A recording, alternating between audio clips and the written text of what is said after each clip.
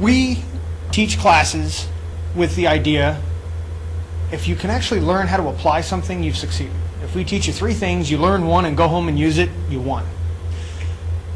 And it's really, really simple. WordPress is a tool that can be really useful, but just installing a program doesn't allow you to use it.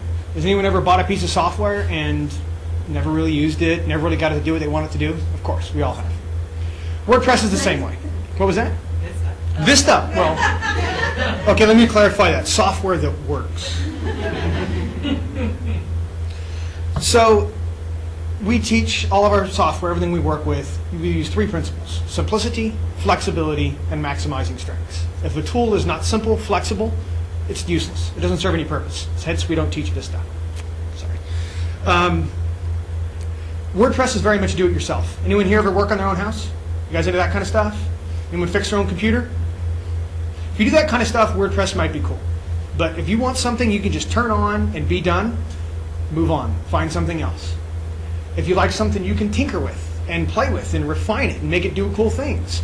If the idea of spending an hour or 2 at night playing with your website, making it do cool things excites you, you're probably going to get something out of this. If that makes you think, oh my God, I have better things to do, you have better things to do. Go try some of those. So the thing about WordPress is it's do-it-yourself. It's really about working with it. A little small picture that's unfocused. That's what WordPress is all about. And as you can see, it works well. So here's the deal. Entrepreneurs have 2 things: time and money. Some have a lot of money, not much time, and they want to make things happen. In that case, you would want a coach or classes to get up to speed on WordPress quickly. Everything Patrick just talked about, you wouldn't want to play with any of that. You'd pretty much want to have it installed and use it. If you have a lot of time, then you can make some stuff happen with it. And that's what WordPress is really about, is who here has more time than money? Hey, each of you is looking at maybe a new website on WordPress. It might work out okay. So let's ask this question. Why does WordPress matter? Really, who gives a damn? Well, this software was created by bloggers. And writing a blog is useless unless someone can find it. So the best thing it is best for is search engine optimization. Lots of people will create a website, a brochure website to sell stuff on, and then connect a blog to that website simply to draw people to them for searches. That's the only purpose, just because it's that good. I'll tell you a story how good this is. We were mocking up a site for a client. They wanted us to create a site to sell an ebook. So we mocked up this site and we put some text in there, like fake text, like fake testimonials and stuff like that. And we showed it to him on Monday of what it would look like. On Tuesday, his son, who's a lawyer, calls us and says, you're coming up above his site on a fake site. It's search engine optimized on Google. Came up above his site that he paid for him. It had search engine optimized, and this one jumped to the top. And it was like a fake site. We had just made it up a day before. It took 2 days for it to blow past a professionally designed website for search engine optimization. That wasn't even intentional. It's that good at what it does, and that's why people want it. That's why it's that competitive. And it's that competitive because bloggers built it. Now, it used to be not so search engine, or excuse me, not user-friendly. If you weren't a coder, you wouldn't care about this program. You'd have to hand code in it. And now it's got to the point where anybody can basically build a site in about 3 or 4 hours. You can have a decent site up. And you can have a good one, you could probably sell stuff in about a week. We teach a class that goes 4 weeks. At the end of the month, you have a site that will come up where you want to find it. You can use it, you can sell stuff on it. It's that simple. So let me see here. So the deal about this is you got to do some work. You got to work out, spend a little time, condition yourself. But what WordPress is about the pink spoon method. Have you guys heard of the pink spoon method before? Anyone ever been to Baskin Robbins before? You ever walked into Baskin Robbins and had a little taste? Anyone here ever gone to Baskin Robbins, got a taste, and not bought ice cream? Why? Why do you think that is? Why do you think you buy ice cream at Baskin Robbins?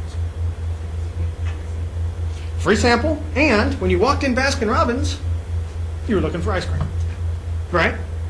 They gave you what you wanted, and it was free, and you could try it out. Blogging is exactly the same thing. If you are working to help people, you know who you're helping, you're writing some posts that would be helpful to someone else, they type in Google, as Patrick was saying, he's clear for if you're looking for Walnut Creek marketing, internet marketing, you would find Patrick's thing. And you might find some blog posts that were helpful. You might buy something from him. You might not. You might check them out. But at least you found him. But here's the thing. You haven't spent any money yet.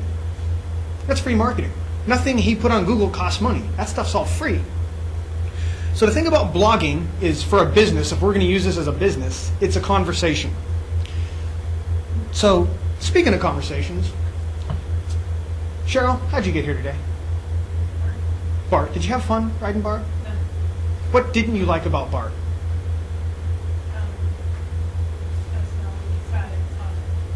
Totally. So that's a conversation. Cheryl and I just bounced something back and forth. I kind of learned what Cheryl was talking about. I asked questions because I cared. Johanna, how'd you get here today? Johanna, would you like to buy my spoon? It's about $4.99. It's really big and it's cheap. That had absolutely nothing to do with what you talked about. Yet most people on the web who use the web market like this. They see a blog and they say, "Hey, buy my shit." That's what it is. They're going to post on, "Hey, I'm going to blog about something you don't care about. It's not going to help you in any way. However, here's my call to action at the bottom because I read a marketing book." Doesn't work. Blogging is a conversation. So how do you talk in blogging? Well, what we're going to go over today, as far as using WordPress, is a conversation is actually a blog post or a page. And we're going to look at what a good one is and identify why it's good. What's good about it? And how would you, sitting in this room right now, whether you have a blog or not, how could you interact with that? How could you do something with that? So I'm going to put up a post here. This is from a website called Copyblogger. You guys ever heard of Copyblogger? Write it down if you don't. These guys right here talk about copy for the web. But what they talk about, how do you write blog posts on the web where they'll do two things. First, they'll get found. What's the point of writing it if no one finds it? And the second thing is, it creates a conversation where someone actually wants to have a dialogue. That's what blogging is all about. It's simply a journal that people are commenting on your journal, and you're commenting with them, and stuff's going on. And if you're actually a business person, maybe you could say, "Maria, talk about travel." And while you're blogging about travel, people are asking you more questions, you're answering your comments. People come to your site and say, "Wow, she actually talks about things that I care about. I can actually comment on her." Here's the thing. You can drive traffic to your site simply by commenting on other blogs. You don't even have to have a blog. You can just have a simple static website and comment on other people's blogs. People would read it and say, "Wow, Bill really seems to know what he's talking about. I'm going to go check his website out and see what he's doing." So let's look at this. This is a website. This is a blog.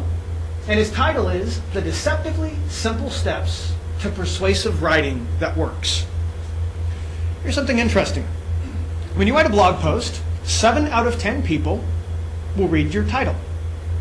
2 out of 10 will read your blog post. The headline is that important. People are reading these things in readers. They're reading them in search engines. They aren't even going to get to your text part. They could give a damn. What they care about is this going to solve my problem? Is this going to answer my question? Is this going to help me? And if you write using WordPress or TypePad or Blogger, it makes no difference. We work on technique in the dojo, how to use these tools effectively. If you want to learn how to actually make WordPress work, we got classes for that. But most people don't even know what they want to talk about. They don't even know who their customers are. They don't even know who they're blogging to. So what do you write? A bunch of random crap no one reads. You get tired of blogging after about 3 months, cut it off, turn it down and say, "I made a mistake. I just wasted a whole bunch of time." But if you know who you're talking to, this gets easier.